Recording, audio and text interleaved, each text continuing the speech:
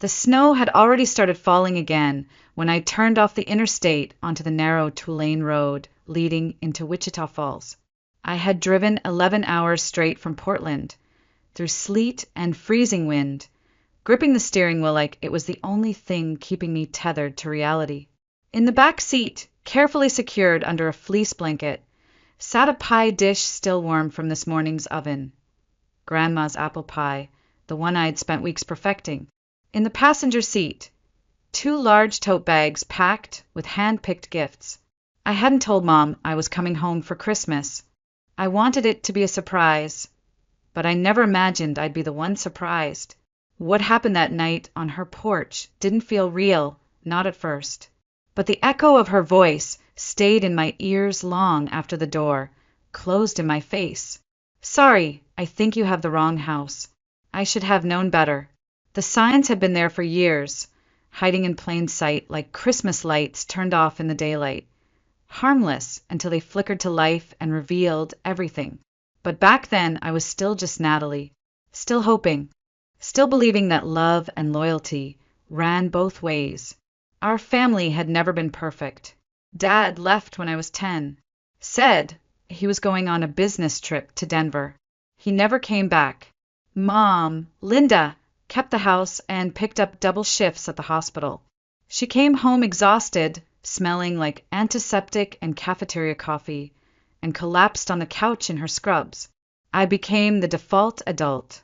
Laundry, dinner, homework. My little brother Dylan, for years younger, was the golden boy. All charm and chaos. Quick with a joke, quick to cry when things didn't go his way. And somehow always forgiven. Me. I was the one who made sure the lights stayed on. Even when I moved out for college, I stayed close. A marketing firm in Austin hired me after graduation, and for a few years I drove home every other weekend with groceries and laundry soap. When I got the job offer in Portland, a promotion, double the salary, I hesitated. I remember Mom's tight-lipped smile when I told her. "Well, I guess it's time," she'd said, but her eyes, they didn't match her voice. At first, I sent money just to help out. The furnace broke that winter, $3,800. Then Dylan needed a car to get to interviews, $5,000. The requests became regular, quiet, implied. By the end of that first year in Oregon, I'd set up automatic transfers, $800 every month to Mom's account to help with the mortgage, and $500 to Dylan, until he gets back on his feet. That was 5 years ago. I told myself it was love, that sending money was how I stayed connected, how I proved I still belonged, that I was a good daughter, a good sister.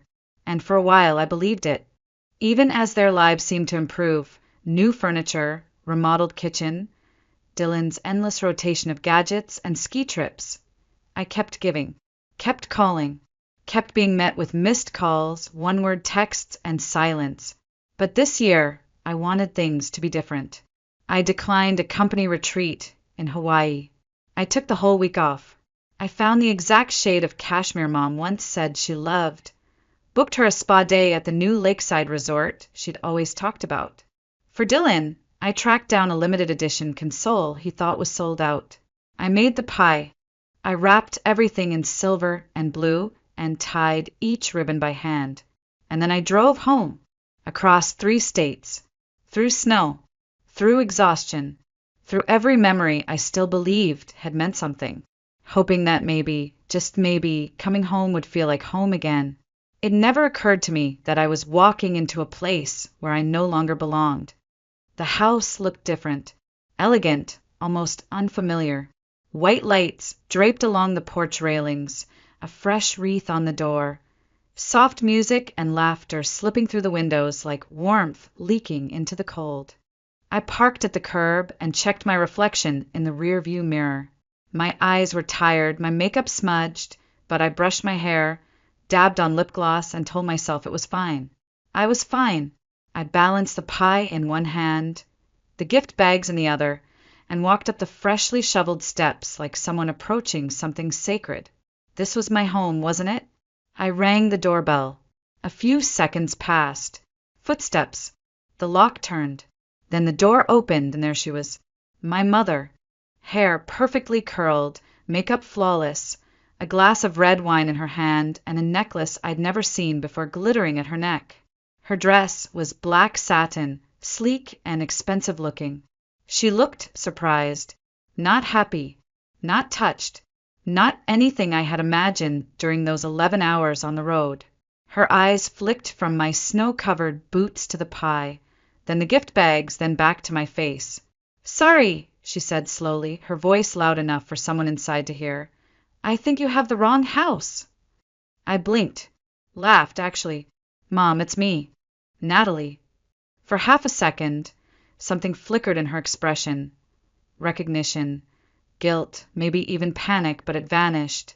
She shifted, positioning herself to block the view inside. "I'm afraid you must be confused. There's no Natalie here." The pie grew heavier in my hands. "We spoke earlier today. I told you I was driving in. You said you were having dinner at 6. She leaned forward slightly, lowering her voice. "This isn't a good time, Natalie. You should have called to confirm." "I did call." My voice cracked. "You knew I was coming. I said I had gifts. I wanted to surprise you." From inside, a man's voice called out, "Linda? Who's at the door? We're ready for the toast." She glanced over her shoulder, then back at me, her voice sharper now. "Like I said, you have the wrong house. Merry Christmas." She started to close the door. I stepped forward instinctively, blocking it with my foot. "Please, just take the gifts. I came all this way. At least let me do that." For a moment, I thought she might relent. Her eyes softened, barely. But then another voice came from behind her, and Dylan appeared, dressed in a button-down shirt and tie, his hair neatly styled, a glass of champagne in hand. His eyes met mine. He froze. Then his face twisted, not in anger, not in welcome, but in pure discomfort. "It's nothing," Mom said quickly, grabbing his arm. "Just someone with the wrong address." Dylan looked at me, then at her. "Everything okay out here?" "Fine," she replied. "We're going back in." I stared at my brother, the same brother who had taken $500 from me every single month for 5 years. The same brother who called me the best sister in the world whenever the money hit his account. The same brother who hadn't shown up when I was hospitalized last year for surgery. "Dylan," I whispered. But he didn't say my name. He didn't say anything at all. Inside, a woman's voice called out, "Dylan, your girlfriend's telling that story about Aspen again. Come back." Aspen. My stomach dropped. Aspen, with what money? Mom turned back to me, expression hardened now. "You need to leave, Natalie. This is embarrassing for everyone." Embarrassing. The word echoed in my throat. "I'm your daughter." She hissed, "We have important people here tonight. This isn't the time for one of your dramatic appearances." The countdown began inside. 10-9. "Just go," she said. "Please." 8-7. Dylan looked away. I didn't. I held his gaze until the very end. 6-5-4. He didn't flinch. 3-2. And then, with one final push, she closed the door. 1. Applause erupted from inside. I stood motionless on the porch, the pie still in my hand, steam curling into the cold night air, as everything I thought I still had collapsed in silence. I made it back to the car, though I don't remember walking there. The snow had picked up, swirling in tight spirals under the streetlights. My hands were shaking as I opened the door and collapsed into the driver's seat. I placed the pie dish on the passenger side, its warmth gone. The gift bags tumbled into the floorboard, one of them splitting open. A ribbon unraveled, revealing the corner of the blue cashmere sweater I'd chosen so carefully for Mom, now dusted with snow. I didn't cry. Not yet. I just sat there, watching the frost creep across the windshield, gripping the steering like I was afraid I might vanish if I let go. Then my phone rang. It was Dylan. For a moment, I stared at his name on the screen. My thumb hovered over the decline button. But something in me, Still wanted to believe this was all a misunderstanding. That once the guests left, he'd explain, Mom would apologize, and things could still be salvaged. I answered, Eli. His voice was low, like he'd stepped into a hallway. Are you still outside? I'm in my car, I said quietly. Look, I'm sorry about what just happened. I didn't know you were actually coming today. Mom told everyone you canceled. I spoke to her this morning, I said. I told her I was driving in. There was a pause. Yeah, well, she's been planning this party for weeks. You know how she is about appearances. It just caught her off guard, that's all. I didn't answer. Anyway, he continued, voice light, casual, like none of it mattered. Christmas Day is tomorrow.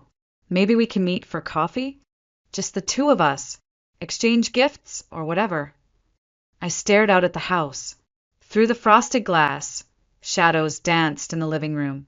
Laughter leaked out when someone opened the door to let in another guest. Nobody noticed the pile of ruined gifts still sitting on the porch. Sure, I said flatly. Coffee. You're the best, sis, he said with a breath of relief. Always understanding. Then the call should have ended, but it didn't, because Dylan didn't hang up. Instead, I heard the rustle of movement, muffled laughter, the clink of glasses. Then his voice again, no longer soft or sorry. Crisis averted, he said, a chuckle in his throat. She's at some motel. Totally bought the coffee thing. Another voice responded, a woman's, amused and distant. I couldn't make out the words. I know, right? Dylan continued. She still thinks helping with rent means she's automatically invited to everything we do. My breath caught. It's not like she can't afford it, he said. Have you seen her apartment on Facebook? All that travel. She's doing fine without us. A different voice, one I hadn't heard in years, but still recognized down to the marrow, chimed in, my mother. At least her money doesn't talk, she said dryly, followed by clinking glasses and soft laughter. I stared straight ahead, unmoving. Dylan laughed again. Remember when she missed Christmas last year because she had the flu? And she sent all those packages overnight like we were supposed to be impressed. Oh, and the pie, Mom added. She brought a literal homemade pie tonight, like this is some Hallmark movie. So pathetic. My grip on the steering wheel tightened until my knuckles turned white. She's always been like that, Mom continued. Always asking how we're feeling, wanting to talk about our day. Who has time for that? More laughter. More clinking. She just needs so much, Dylan said. It's exhausting. But hey, at least she's useful. My vision blurred. The call continued in the background. Distant voices talking about spa investments, rent payments, gifts they bought with my money, but I didn't hear the words anymore. Because somewhere between useful and pathetic, something inside me broke. Not in the way that shatters, but in the way that hardens. The motel room smelled like bleach and forgotten time. I checked in under a fake smile, told the night clerk I was just passing through, and took the key to room 217 without meeting his eyes. Inside, everything was beige. The walls, the bedding, even the framed painting above the bed, a sad winter cabin in the woods, felt too familiar to be comforting. I didn't take off my coat. I didn't unpack. I just sat at the edge of the bed, still holding my phone, still staring at the dark screen. I wanted to scream, or cry, or throw the phone across the room, but I didn't do any of that. Instead, I opened my banking app. The interface was muscle memory by now. I knew every tab, every transfer, every auto payment. My finger hovered over the scheduled transfers. $800 to Linda Grant, monthly on the 1st. $500 to Dylan Grant, same cycle. I canceled both. Just like that, the artery stopped bleeding. Next, I opened my credit card portal. For years, Mom had an authorized user card for emergencies. I had set it up after she claimed her insurance didn't cover prescriptions. The transaction history told a different story: boutique spas, luxury salons, restaurants in downtown Fort Worth.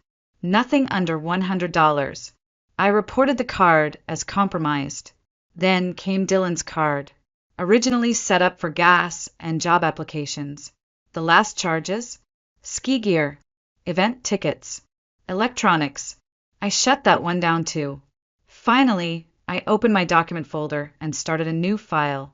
Financial record, grant family. Line by line, I documented every transfer, every emergency, every lie. December 12th, 2021, $1,000 for car repairs, later revealed in forwarded email. Down payment for Dylan's boat. June 2022, $800 mortgage, help corresponding Facebook post. Mom at a wine tasting resort in Sedona. October 2023, $500 dental surgery. Used for Tyler's girlfriend's birthday trip to New Orleans. Each line stung, but each line also clarified. By 3 a.m., I had compiled a timeline so meticulous it could have passed for forensic evidence. It wasn't about revenge. Not really. It was about finally seeing the truth without flinching. When I finished, I stared at the total. $83,459. In 5 years, $83,000. I could have bought a house, taken 2 sabbaticals, started my own agency. Instead, I'd funded lies and parties I wasn't invited to. A numbness settled in my chest, cold but strangely clean. I wasn't done. I opened my email and drafted a message to both of them. Subject line: termination of support effective immediately. Linda, Dylan, I've canceled all automatic transfers and removed your access to my credit and financial accounts. Total support over the last 5 years has exceeded $83,000. Documentation has been saved in full for legal purposes. Please do not contact me for further financial assistance. Natalie, no emotion, no explanation, just facts. I read it twice, 3 times. My hand trembled slightly, but my finger was steady as I clicked send. There was no going back now. Outside the window, the snow had stopped. The streetlight cast long shadows over the parking lot. Everything looked still, but inside me, something fundamental had shifted. A wire had snapped. A root had pulled loose. A name had been crossed off the ledger. They would feel the absence, not just of my money, but of me. I returned to Portland 3 days later. The snow in Texas had melted into slush, but in my chest, winter was just beginning.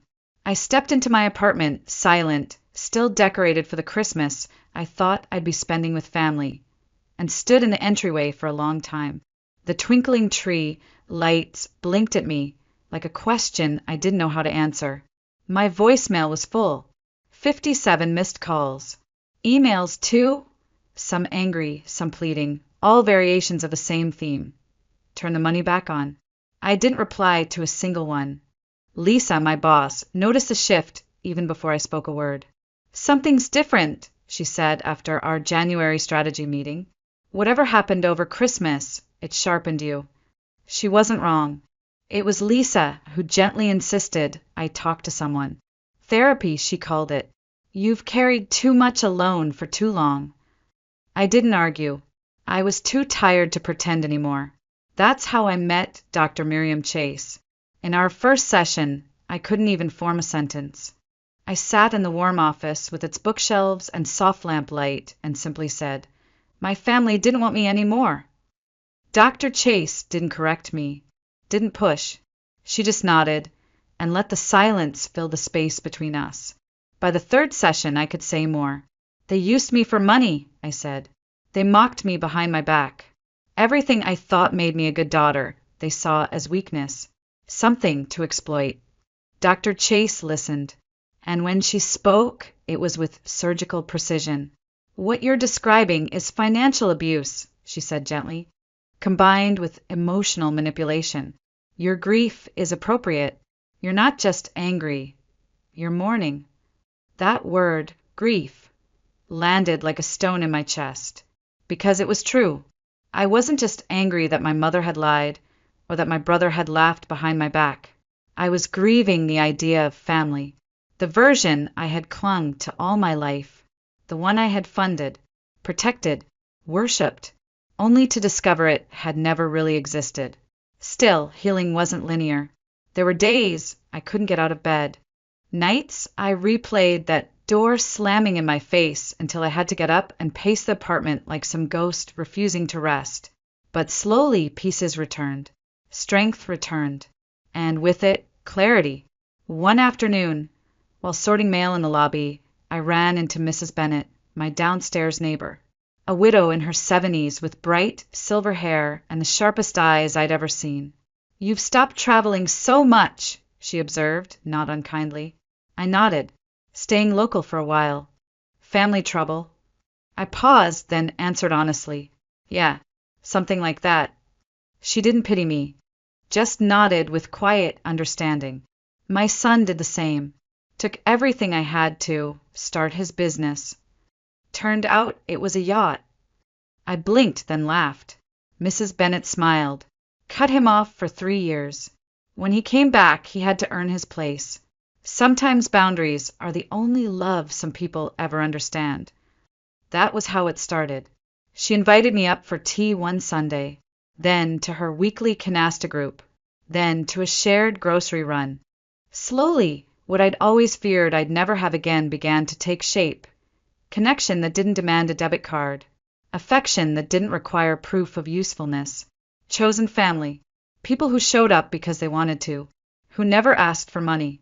Who never said you should have called first when I knocked on their door. December came again, but this time the cold didn't find its way inside me. There was no tree in my apartment. No stack of wrapped presents. No carefully planned menu or expensive shipping receipts. Just a quiet warmth, the kind that isn't bought or begged for. Dr. Chase had asked me in our early December session, "What would a healing Christmas look like for you?" The answer came surprisingly fast. Not gifts, not family, not pretending. It would be something real. So I signed up to volunteer at Hope Haven, our community center that hosted Christmas dinners for elderly folks without family and single parents trying to make ends meet. It wasn't glamorous. Fluorescent lights, folding chairs, paper napkins, but the joy in that building was louder than any polished holiday party I'd ever seen. I arrived Christmas morning wearing a red scarf Mrs. Bennet had knitted for me and a small tin of lemon cookies. I was assigned to the gift station, wrapping and handing out presents donated to the seniors who had no one else. The list was long. The needs were simple. But what moved me wasn't what they lacked. It was how deeply they appreciated what little we could give. A jazz record for Mr. Washington, who used to play saxophone in clubs across Chicago. A purple scarf for Mrs. Diaz, who used to teach art before arthritis, stole her hands. A paperback of Agatha Christie for Miss Shirley, who once ran the town library. Each smile felt like redemption. At 10:42 a.m., while others were carving turkeys and opening stockings, I did one last thing. I opened my banking app, selected a nonprofit I had found weeks earlier, New Roots, an organization that helped women escape financial abuse and rebuild independent lives. I entered the donation amount slowly, deliberately, $2,300. It was the exact sum I would have spent on Mom and Dylan the year before. Gifts, money transfers, delivery fees, everything. I hit confirm. Just like that, the money was no longer a chain, it was a choice. A few hours later, while stacking leftover pies in the pantry, I met Mrs. Chin. 92, clear-eyed, sharp-tongued, and utterly unbothered by convention. "First time volunteering?" she asked, popping a peppermint into her mouth. "Yeah," I said, wiping my hands on a dish towel. "First Christmas since I lost my family." She tilted her head. Lost as in died, or lost as in discovered they weren't worth keeping. "The second one," I admitted, surprising myself with the honesty. She nodded. "Been there. Married a man for 47 years who had a second family in Detroit. Found out at his funeral." My eyes widened. She patted my arm. "You'll survive, honey. Might even like the person you become after." That night, As I walked back to my car in the crisp, dark air, I didn't feel empty. I didn't feel bitter. I didn't even feel sad. I felt clean. For the first time in years, I had kept something for myself. And I had given something that meant more than the cashmere or the console or the pie. I had given dignity to strangers who had never once asked for proof that I mattered. They just made room at the table. And I sat down. It was a Tuesday in April when I saw him. I'd just left a client lunch downtown, the kind where everyone wears too much cologne and laughs a little too loudly. The air was sharp with early spring, that mix of sunshine and leftover frost that makes you feel like anything could happen. I was walking past a boutique window when I caught sight of him before he saw me. Dylan. He looked older, not in years, but in the way people age when they've been scrambling too long with nothing to show for it. The jacket was expensive, but worn like it didn't belong to him.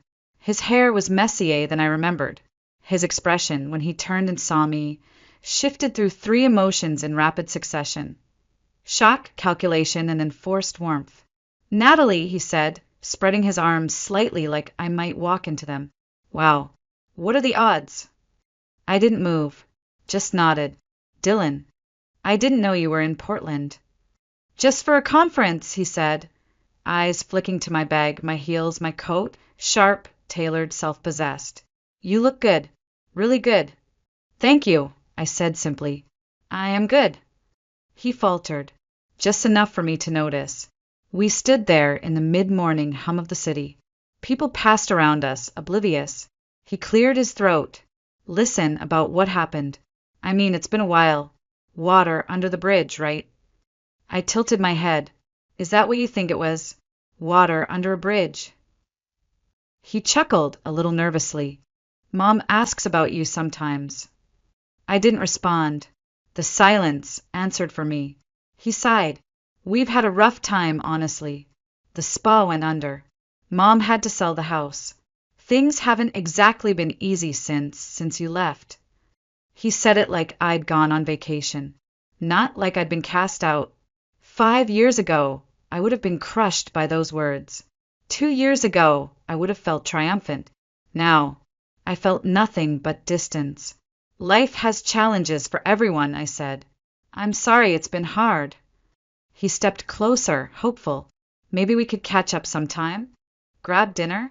Talk things through." I shook my head, gentle but firm.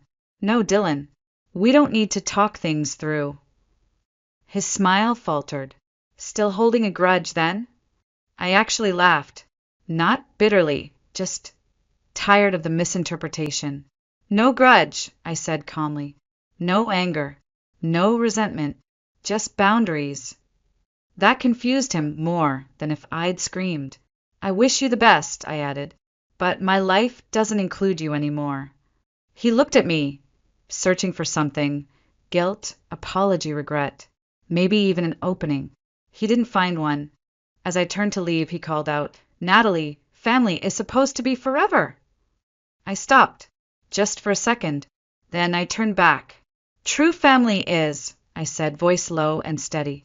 "What we had wasn't." He opened his mouth to reply, but I was already walking away. My heels clicked confidently against the sidewalk. I didn't look back. I didn't need to. That night, I had dinner with Mrs. Bennet and 3 neighbors from our Sunday dinners.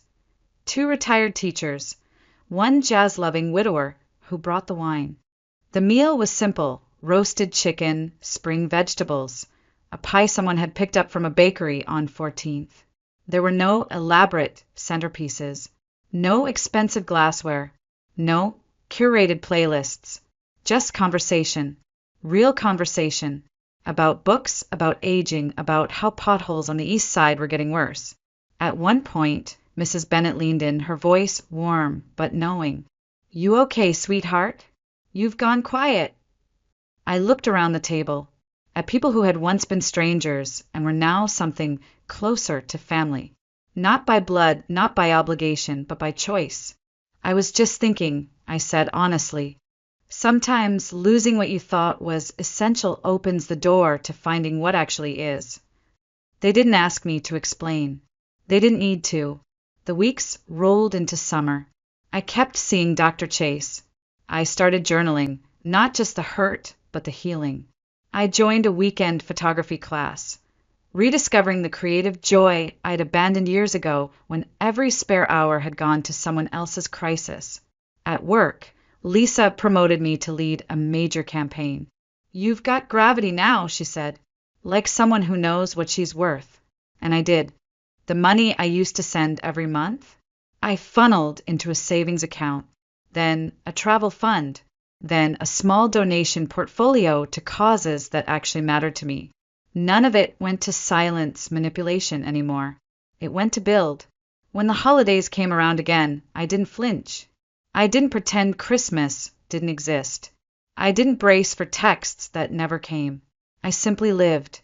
I hosted a dinner for the Sunday group. Everyone brought something. Nobody brought expectations. There was laughter, real laughter. A neighbor's dog snuck a roll off the table and no one yelled. We passed around photographs and old stories. No one asked why I wasn't with my real family. No one needed to. After dessert, Mrs. Bennet handed me a small wrapped box. Inside was a delicate silver ornament, a snowflake. "No, two alike," she said with a wink. I hung it on my window, not a tree. It caught the morning light and scattered it across the floor like tiny diamonds. On Christmas morning, I brewed coffee, put on a sweater I had bought just for myself, and sat by the window as the city slowly stirred awake.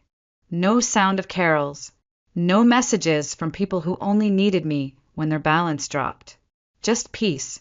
Later that day, I opened my laptop and wrote the final line of a letter I hadn't planned to send but needed to write. Family is not who you give everything to until you are empty. Family is who fills you, even when they have nothing to give but presence. I never hit send. Some things are written just to be released. I closed the document, saved it under a new folder labeled Life After. And that was it. No dramatic confrontation. No last-minute apology. No tearful reunion. Just a clean break and a new beginning.